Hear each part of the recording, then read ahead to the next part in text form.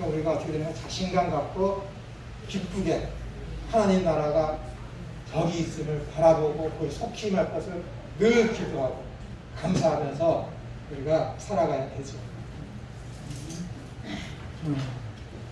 마태복음 24장에서 예수님께서 이렇게 종말에 대해서 말씀하셨기 때문에 여기에서 기인해서 이제는 사람들이 믿는 자들이 종말론적인 사고, 종말론에 대한 그런 관심을 갖고 살아가게 되는 것입니다.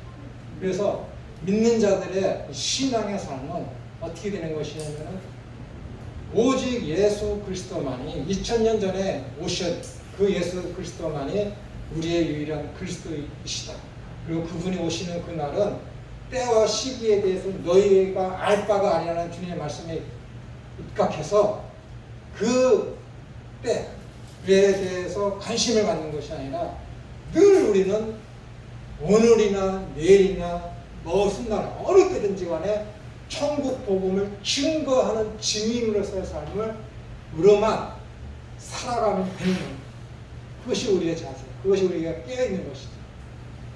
언제 예수님이 오실까? 내일 오실까? 좋은 자세입니다. 왜? 예수님께서 그렇게 하라고 그랬어요. 예수님 오늘이 22일인데 예수님은 내일 오실까? 안 오실 거야. 이거 안 된다라는 거야. 안 된다라는 거야. 2000년 동안 안 오셨는데 내일 오시겠어 설마? 그럼 안 된다. 그 믿음으로 살라라는 것이죠.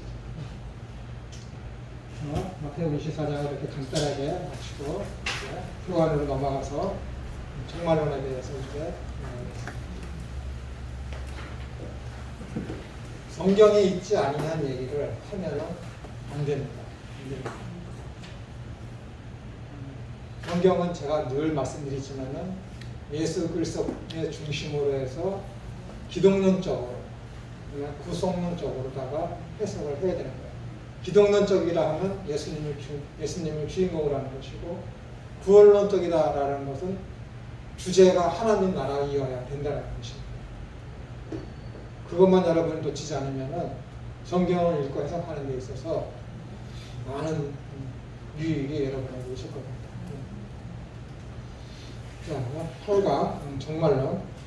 예수 그리스도께서 부활하시고 승천하시며 기독교에서 종말론처럼 관심을 가지고 있는 부분은 없을 것입니다. 특히 오늘날처럼 초미에 관심을 가지고 있었던 시대도 드물 정도로 오늘날의 대부분의 기독교적 이단과 사상, 유사 기독교와 사회기적 기독교는 종말론과 연결되어 있습니다. 종말론의 문제는 기독교 내에 심각한 문제입니다. 왜냐하면 그리스도의 재림과 믿는 자의 부활에 대한 교리는 믿음의 핵심이기 때문에 그렇습니다. 성경에서 분명히 했으니까 조금 전에 말씀드렸지만 때와 기한에 대해서는 너희가 알 바가 아니다. 나도 모른다라고. 진짜 예수님이 몰라서 나도 모른다라고 하셨겠습니까? 아니에요.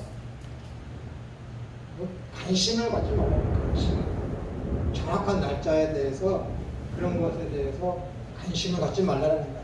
너희들이 할 거는 그냥 아직 천국 복음을 예수님은 내일 오신다라는 그 생각으로다가 천국 복음을 증거하는 것이 너희 일이다라는 것이죠. 시대가 흐름과 더불어 세대가 어려움에 직면할수록 비성경적 종말론이 과거의 것에 변형된 모습으로 등장하는 것이 반복되어 발생하고 있습니다. 점점 추가되는 것입니다.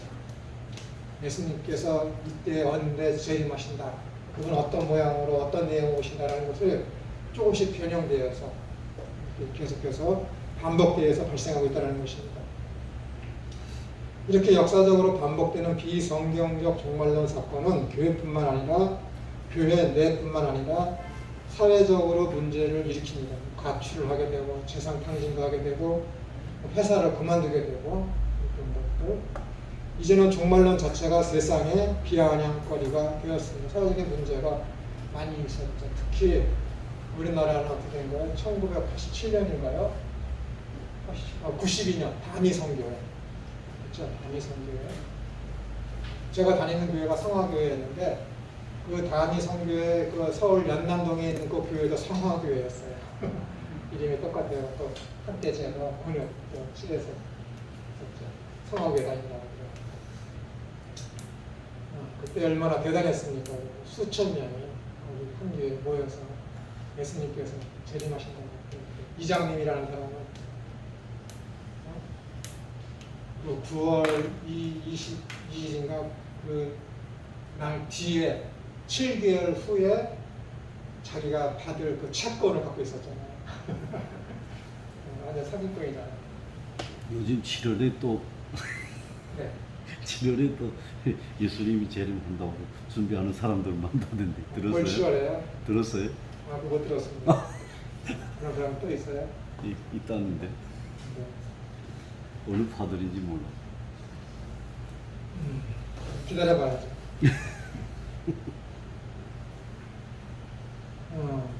하도 이렇게 세상에 문제를 많이 일으키니까 이제 비아냥거리가 되고 있다는 것입니다.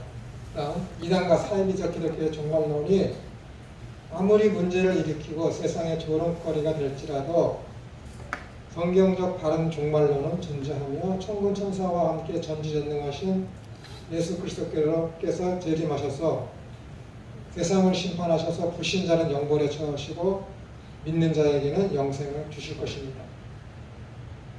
이게 아주 제가 부드럽게 말씀드린 거거든요. 이렇게 부드럽게 써도 하나님은 사랑이신데 어떻게 택한 자는 구원받아서 영생에, 택함 받지 못한 자는 영벌에 처하시는가. 너무 과격하다. 그렇게 말하는 목사님도 있습니다. 목사님도 있어요. 그렇게 다신론주의자죠. 직업만 목사이고. 종말론에 대한 문제는 잘못된 종말론이 문제이지, 잘 들으세요. 종말론에 대한 문제는 잘못된 종말론이 문제이지 성경에 있는 종말론 자체가 문제는 아닙니다. 성경을 읽고 해석하는 방법에 있어서 죄에 오염된 인간의 자아도취적 성향과 왜곡된 성경관, 그리고 우상 숭배적 종교관으로 인하여 유사 기독교와 이단들이 난무하게 되는 것입니다. 성경은 하나님의 감동으로 계시된 무흠무결한 완전하고 유일한 구원의 책입니다. 그러나 인간의 성경을 바른 믿음관과 성경관으로 해석하지 않기 때문에 지속적으로 심각한 문제가 계속해서 발생하고 있는 것입니다. 다시 말씀드리지만 성경 자체는 완전하지만 성경을 읽고 해석하는 인간의 타락한 본성으로 인해서 성경 자체가, 기독교 자체가 하나님이 세상의 조롱거리가 됐다라는 거예요. 이제 기독교는 이러한 상황을 바로잡기 위해서는 우선 바른 성경관과 성경적 믿음관을 회복해야 합니다. 그렇지 않고서는 회복은 절대적으로 불가능합니다. 그렇기 위해서는 아까도 말씀드렸지만 성경을 우리가 읽고 해석할 때 알렉산드리아 학파를 쫓는 것이 아니라 역사적으로 전통적으로 계속해서 성경의 바른 해석을 이끌어가는 안디옥 학파의 역사적이며 문법적이며 신학적으로다가 성경을 읽고 해석해야 되는 것입니다. 그렇기 때문에 성경 공부를 반드시 해야 되고, 그렇기 때문에 성경 해석은 전문가가 반드시 있어야 되는 거예요. 그렇기 때문에 교회에 출석해야 되고, 그렇기 때문에 목사님과 전도사들과 함께 성경 공부하는 데 열심히 참석을 하셔야 됩니다.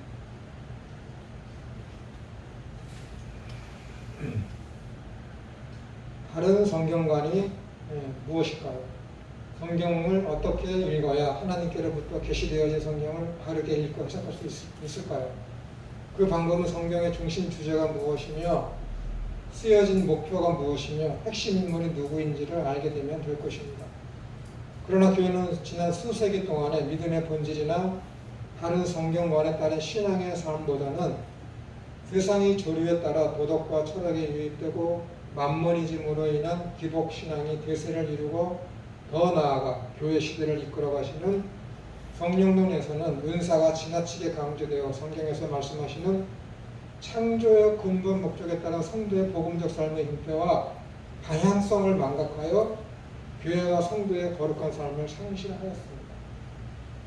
교회의 방향성, 성도 개인의 방향성은 똑같아야 돼요. 그것이 무엇이냐면 거룩입니다. 그 거룩은 어디에 속한 것이냐면 하나님께 속한 것이고, 하나님께 속했다는 것은 하나님의 통치를 받는 거예요. 하나님의 통치가 완벽히 이루어지는 것이 어디입니까? 하나님 나라잖아요. 그 방향성이 어디에 돼야 돼요? 이 세상에 속한 것이 아니라 하늘에 속한 것, 하나님 나라를 향해서 있어야 됩니다. 그래야 교회가 바로 서고 성도가 바로 섭니다. 하나님 나라를 지향하고 하나님 나라의 방향성을 가지고 있는 사람이 세상 것의 목적을 두고 세상 것을 탐하며 세상 것을 욕심내면서 세상 것을 추구하며 살 수 있겠습니까? 아니거든요. 방향성이 잘못되었기 때문에 믿음의 본질이 무엇인지 모르기 때문에 사람들이 그래요. 그리스도와 신비적 연합을 이야기하는 로마서 5, 6, 7장 그리고 그 8장의 그 내용을 통틀어서 보면은 사람이 그리스도와 연합이 되었다, 성령을 받았다라는 것은 뭐예요? 그리스도와 하나가 되었다라는 것은 우리의 지정의 사람이 가지고 있는 내면적인 그런 모든 것들이 다 그리스도와 하나가 되었다는 거예요. 그럼 지라는 것은 뭐예요? 알지자. 지식적으로 뭐예요? 지혜적으로 예수님이 하나님의 아들이신가 구원자이심을 아는 거예요. 하나님이 어떠한 분이심을 아는 거예요. 그것이 지혜예요. 지. 그럼 의라는 것은 뭐예요? 의지적으로 내가 알고 있는 그 예수님을 전적으로 의지하는 것.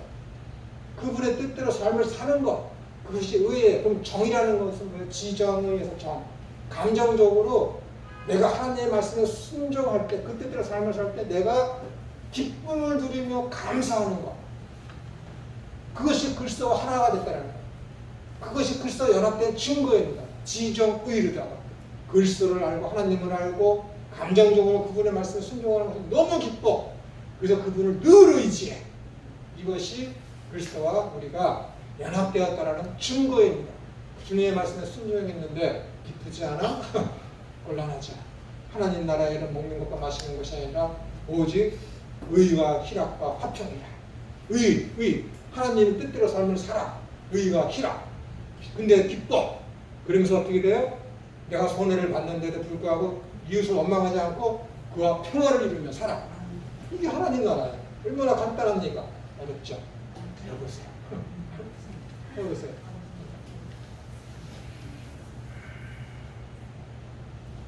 교회와 성도가 하나님이 계시된 말씀에 본인의 관심이 없거나 깨닫지 못한다면 교회의 개혁이나 성교의 변함은 요원한 것입니다. 하나님께서 성경의 기록자들을 영적으로 감동시키셔서 계시의 말씀을 기록해 하신 근본적인 목적은 서철원 교수의 성경을 관통하는 하나님 나라 사상, 언약적 구속사로 본 성경 계시를 통하여 이분이 소논문을 쓰셨거든요. 그것에 대해서 앞부분을 간단하게 제가 발췌해 왔습니다. 그분이 쓴 이 부분을 제가 여러분들하고 함께 나누겠습니다. 이 서철원 교수는 우리 대한민국 조직신학계의 최고봉이라고 말씀드릴 수 있어요.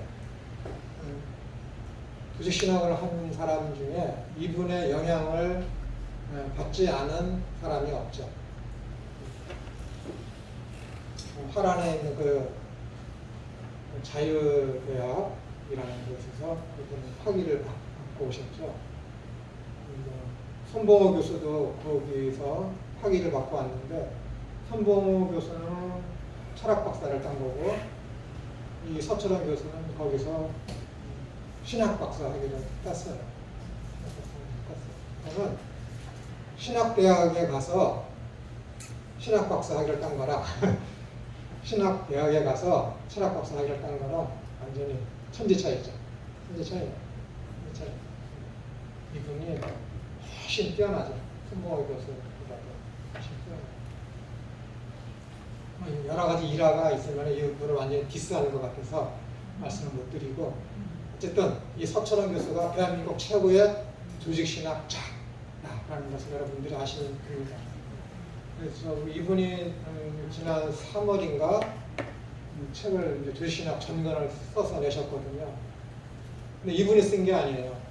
이분은 책 낼 필요 전혀 그런 거를 느끼지 못했는데 그 제자들이 그분이 강의한 거를 다 모아서 제자들이 그것을 책으로 써서 그분한테 헌납했습니다. 어느 정도인지 알겠죠. 그런 사람이 어디 있어요? 우리나라 사람들 중에. 그분이 수십 년 동안 강의한 것을 제자들이 녹음해서 필사해서 몇 년에 걸쳐서 그것을 수정해서 책으로 낸다. 이분의 생은 그 정도입니다. 그분의 쓴 성경을 관통하는 하나님 나라 사상에 대해서 앞에 있는 서론 부분만 말씀드리겠습니다.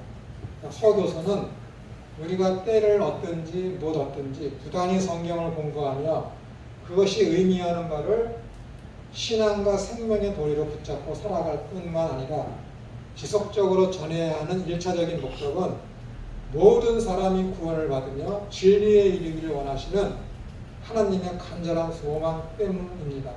물론 여기서 모든 사람이란 인류 전체의 구원을 의미하는 것이 아닙니다. 하나님께서 기뻐하시는 뜻 가운데 선택하기로 예정하신 당신의 백성 모두의 구원, 그죠? 선택하신 백성의 모든 구원이지 그냥 일반적인 모든 사람의 구원을 받기를 원한다는 게 아니에요. 데살로니가 후서에 뭐라고 되어 있어요? 믿음은 모든 사람의 것이 아니니라. 그렇게 되어 있어요. 누가복음하고 마태복음은 어떻게 되어 있습니까? 좁은 문으로 들어가라. 거기로 들어가기를 원하는 것이지만은 들어가지 못하는 자가 많으니라. 너무 좋아. 야, 기독교 너무 좋아. 야, 저 가르침 진짜 좋은데, 야, 산상수훈봐. 그 어디에도 없는 말씀이 저기 있네. 그것만 믿어. 그것만 믿어. 그것만 좋아. 예수님의 그런 어떤 구원. 어떻게 2000년 전에 그 사람의 죽음이 나와 죽음과 연관이 있을 수 있어. 믿지 못해. 가고 싶어도 못 가. 그런 얘기예요.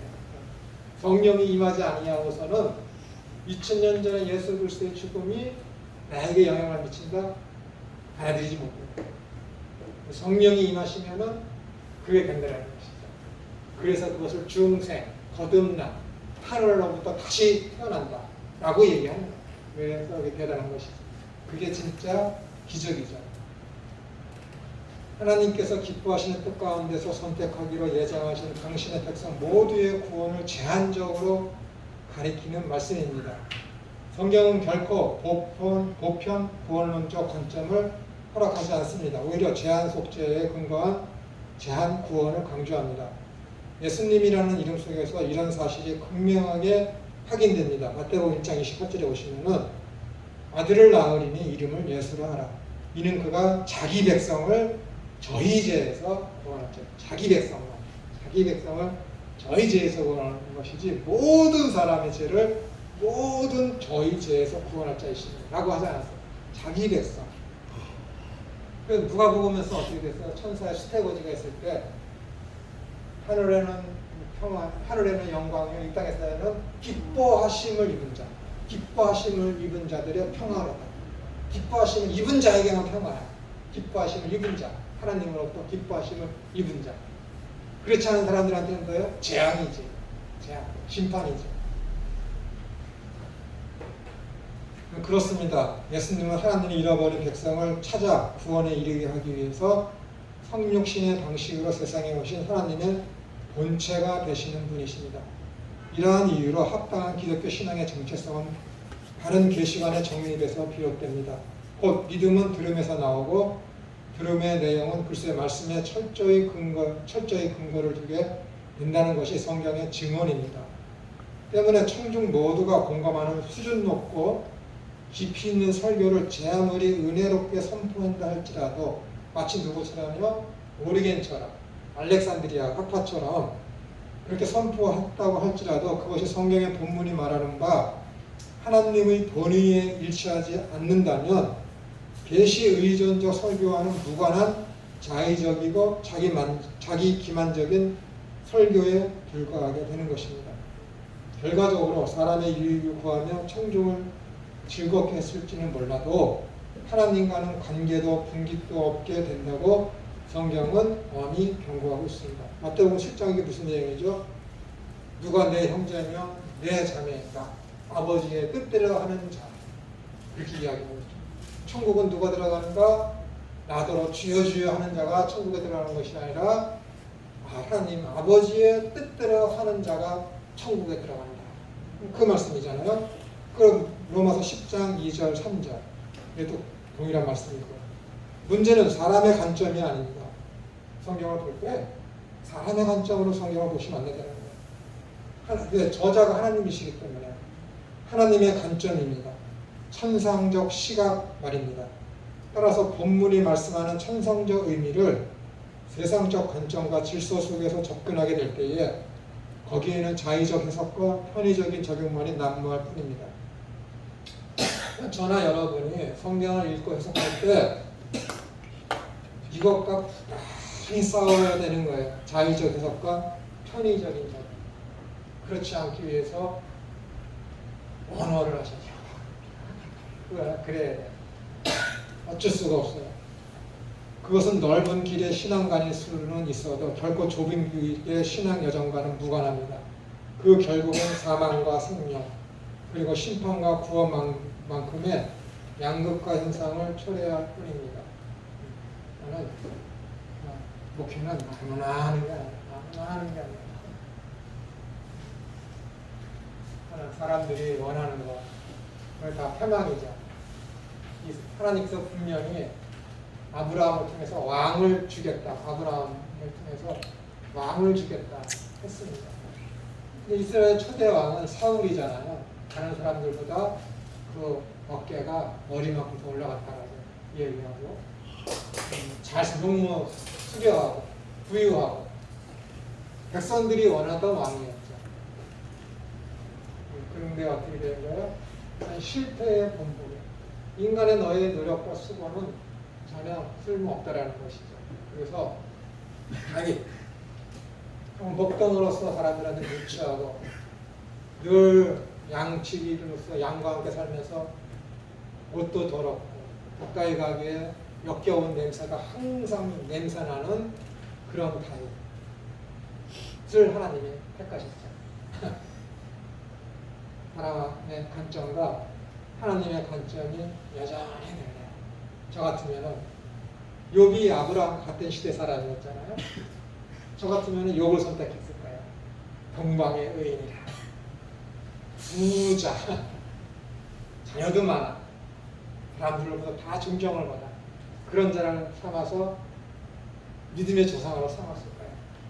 그런데 그 우상을 파는 아람 지역에서 우상을 팔고 있는 아브라함을 당신과는 아무런 상관도 없을 것 같은 그런 아브라함을 선택해서 가나안으로 가는 거예요. 이런 분이 하나님.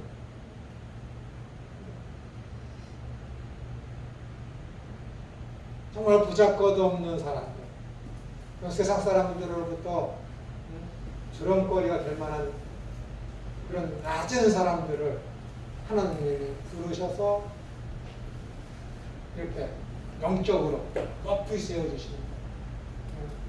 그분이 하나님이시잖아요. 하나님께서 아브라함을 불러주셨을 때, 야, 넌 또 진짜 아비 집을 떠나라 했을 때 그가 떠났어요. 그건 뭐예요? 모든 삶의 방향성, 목표, 목적, 지향하는 것 다 바꾸라는 거예요. 다! 에브리띵! 모든 것! 거기 있는 것 다 아무것도 아니야. 오직 하나님이 제시하는 그것만 바라보고 가라는 것이. 이게 신앙이거든요. 이게 신앙이에요. 아브라함을 통해서 그의 인생을 통해서 제시하는 신앙의 여정이 그거예요. 그러니까 예수님께서 네 자신을 부인해라, 네 십자가를 지라. 그러니까 사도 바울은 그 말을 가지고 누구든지 그리스도 안에 있으면 새로운 피조물이라. 거듭난다. 완전히 탈바꿔. 목표가 바뀌는 거예요. 의지하는 것이 바뀌는 거예요. 방향성이 바뀌는 거예요. 이전에 나는 없어지는 거예요. 매일같이 나를 죽이는 거예요. 그게 신앙이거든.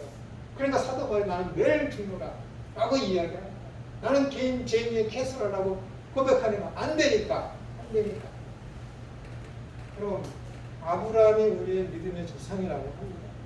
믿음의 조상이라는 것은 오직 믿음으로만 아브라함이 구원을 얻었고 오직 믿음으로만 의인한 칭을 받은 그것 때문에 그런 방법 위에 있어서 내용적으로 방법적으로 아브라함이 우리의 믿음의 조상이라고 했습니다. 근데 그의 삶의 모토도 우리의 기초가 되어야 되는 거예요. 기본이 되어야 되는 거예요. 그가 모든 본토, 친척, 아비집을 다 버렸던 것처럼 하나님도 어떻게 되는 거예요? 김처럼 너에게도 똑같이 원하는 거예요. 네가 아무리 목사집에서 태어나고 네가 아무리 기도가 선대집안에 태어났을지라도 그러한 백그라운드 배경은 아무 소용없어요. 아무 소용없어요. 전혀 내 인생에 아무 도움이 안 되는 거예요. 구원받는다. 아무런 밑받침이 안 되는 거예요. 오직 나 김천의 개인이 예수님을 믿느냐 안 믿느냐 그거에 관련돼요. 그렇게 된 자들이 어떻게 되는 거예요? 아브라함처럼 살게 되는 거예요. 하나님이 우리에게 그걸 요구하신다니까요. 안 들어? 재앙 안 막아준다니까요, 여러분. 안 막아줘요. 왜 똑같이 삼풍백화점 가는데 그 김동철 그 장로 사모는 매같이 그 시간이면 삼풍백화점 가서 지하 거기에서 야채 모르고 하던 그 사람이 왜 그날따라 늘 가던 도로도 안 가고 왜 올림픽대로를 강변군도 타고 건너가려다가 왜 거기 그 시간에 늦어서 그 사람은 왜 살아납니까? 그분이 우리 내가 다니던 교회 장로라니까요. 너무 신기하다는 거야. 내 동생은 미국 맨하탄 거기에 9.11 테러 있을 때 그거 무너지니까 닥트 공사를 하잖아요. 닥트. 근데 얘가 오줌이 마려워. 아무리 찾아봐도 없어. 그래서 저 앞에 있는 맥도날드 가서 오줌 눌러 나오는데 그게 무너졌대요. 어떻게 할 거야? 근데 걔가 막 뛰어가는데 옆에 있는 휠체어 타고 가는 흑인도 뛰어가는데.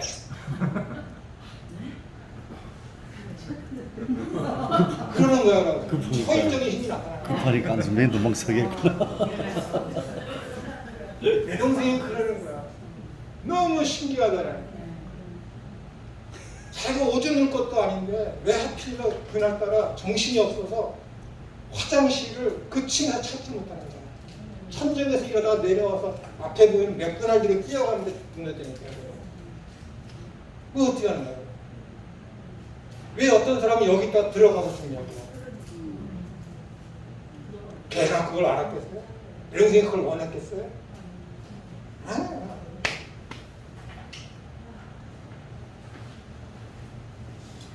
여러분, 다시 말씀드리지만 하나님은 공포의 하나님이 아니에요. 공포의 하나님이 아니에요. 은혜를 알아야지. 아, 네. 그 은혜가 나한테 건강 주고 나의 삶에 이런 먹거리를 주는 그런 은혜 말고 그 은혜 말고 진짜 은혜. 날 구원해 주시는 은혜. 네. 남북전쟁이 일어났는데 한 청년 병사가 몸에 이렇게 하고 총에 맞아서 죽었어요. 그의 유품을 이렇게 정리하다 보니까 거기에 일기장이 있어요. 일기장 속에 보니까 쪽지가 있는데 거기 쪽지에 뭐라고 써있냐면은 나는 하나님 앞에 건강해서 큰 일을 하게 기도했지만은 하나님은 나한테 병을 주셨어요. 영적인 면을 깨닫게 해주셨습니다. 그 은혜에 감사. 들어보셨죠? 이게 남북전쟁 때 국군에서 전쟁에 참여해서 죽었던 어느 병사가 지니고 있었던 편지라니까요. 그런 감사. 그 시대에 있었던 그 사람들의 그런 감사. 저 같은 사람은 흉내도 못 내죠. 정말 은혜를 감사해요. 매구주 예수를 이전보다 더욱 사랑합니다. 캐나다의 그 아름다운 그 아가씨가 혀에 암이 걸렸어. 마지막으로 할 말이 뭐냐 물어봤더니 예수 그리스도를 이전보다 더 사랑합니다. 그래서 그 찬양이 나오죠. 어떻게 할까? 흉내도 못 내요. 이게 신앙이죠. 이게 신앙. 거기에서 나오는 감사. 그것 때문에 구원해 주신 그 은혜에 감사. 먹고 살고 병, 건강 그런 아무 상관도 안 해요. 진짜 그리스도입니다. 그런 거 아무 환경과 상관없이 그냥 감사. 야고 보세요. 야, 너 가진 거 있어? 더 가지려고 하지 마. 내게 주어진 그 가진 것 그것만으로 자족해. 그게 돈만 얘기하는 거예요. 아니에요. 네 환경 전체 주어진 거 이거 그거 감사하면서 살아. 그렇다고 삶을 매일같이 그렇게 어렵게 살라고 포기하라는 겁니까? 아니죠. 최선을 다해야죠. 최선을. 남한테 도움 받으며 사는 사람은 도움 안 받기 위해서 최선을 다하고 지금 자기 생활을 쫙 노력해서 연명하면서 살아. 그러면 이제는 더 나아진 삶을 위해서 최선을 다해서 남 도와주려고 살아야지. 그게 기독교인이죠. 그러니까는 그런 것이 신앙의 삶이니까는 기독교 복음이 들어가면 어떻게 되는 거예요? 나라가 발전하는 거예요. 기독교 복음이 들어가고 그런 사람은 그러면은 잘 살게 돼 있어요. 그게 성경의 원리라니까요. 그런데도 안 되는 건 뭐예요? 악한 사탄이 회방해서 그래요.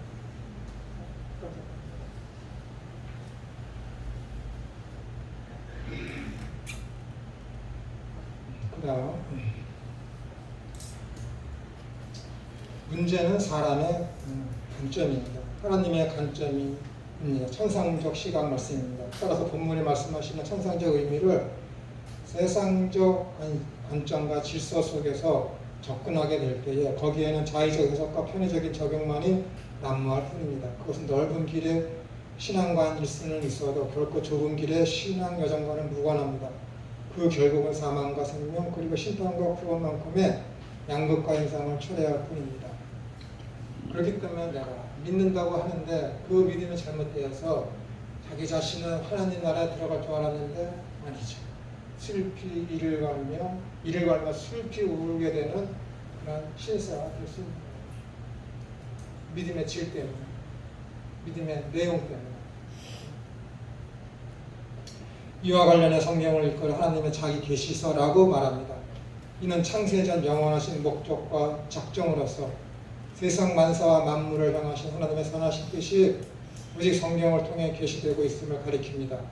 그중 하나님의 계시의 핵심은 단연 예수 그리스도 안에서 베푸시는 구속의 은혜에 집중이 되고 있습니다. 이런 사실은 뱀의 미혹으로 말미암아 야기된 범죄와 범죄한 아담과 하와의 죄의 문제, 여자의 후손 언약의 당사자이신 예수 그리스도의 계속적 사역을 통해 해결되므로 당초 하나님의 창조 언약의 문화 명령을 지속적으로 성취를 향한 길이 보장되기 때문에 그렇습니다. 제가 창세기 1장 18절에 문화 명령은 제가 아까 오자마자 말씀드렸죠. 이것은 곧 하나님 나라가 이 땅에서 완성되어지도록 하는 임무를 사람에게 주었다라는 거예요. 그 사람이 실패했죠. 그래서 하나님께서 내리신 명령은 철회될 수 없기 때문에 예수 그리스도를 이 땅에 여자의 후손으로 보내시기로 하신 것이죠. 그렇다면 성경 계시의 핵심이 예수 그리스도로 말미암아 하나님의 구속 사역에 집중될 때 계시의 궁극적인 목표는 무엇일까요? 성경은 성경 계시의 총화, 그러니까 성경 전체 내용을 통과하는 내용, 성경 전체 내용을 하나로 묶는 내용을 하나님 나라 사상에서 찾습니다. 하늘에서 이룬 것 같이 뭐가요? 뜻이, 하나님의 뜻이 하늘에서 이룬 것 같이 이 땅에 하나님 나라를 건설하는 일 말입니다. 이런 사상은 역사의 중국에 가서 마침내 실현될 하나님 나라의 종말론적 도래에서 성취의 절정을 맞이하게 될 것입니다. 그래서 오늘날 이렇게 예수님께서 재림하시게 되면은 이미 우리는 지금 이미 하나님 나라가 이 땅에 이미 우리 가운데 임하였지만 예수 그리스도께서 재림하실 때 하나님 나라가 완성된다라고 이야기하고 있지 않습니까? 그런데 요즘에 학자들은 이 하나님 나라가 완성된다라는 이 단어를 싫어합니다. 왜냐하면은 예수님께서 오셔야 하나님 나라가 완성된다라는 것은 지금 우리 이 땅에 임한 하나님의 나라가 그러면은 불완전하다는 것인가? 완전 좀 부정적인 의미를 내포하고 있기 때문에 학자들은 예수님께서 재림하시면 하나님 나라가 완성된다라는 말 대신에 예수님께서 재림하시면은 우리는 그때에 하나님 나라의 극치에 도달하게 된다. 이렇게 얘기합니다. 하나님 나라 완성이라는 단어 대신에 하나님 나라의 극치, 최고의 정점에 이르게 된다는 거예요.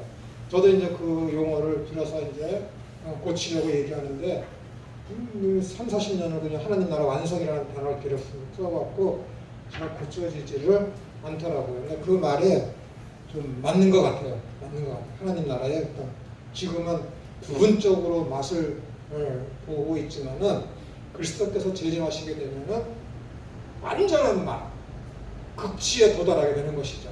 그 하나님의 그 영광, 죄를 생각도 못하게 하고 죄의 환경도 없어지고 행하는 모든 것이 에덴 동산보다 더 완벽한 그 몸, 그것을 이제 내가 거기서 살게 된다는 것이다.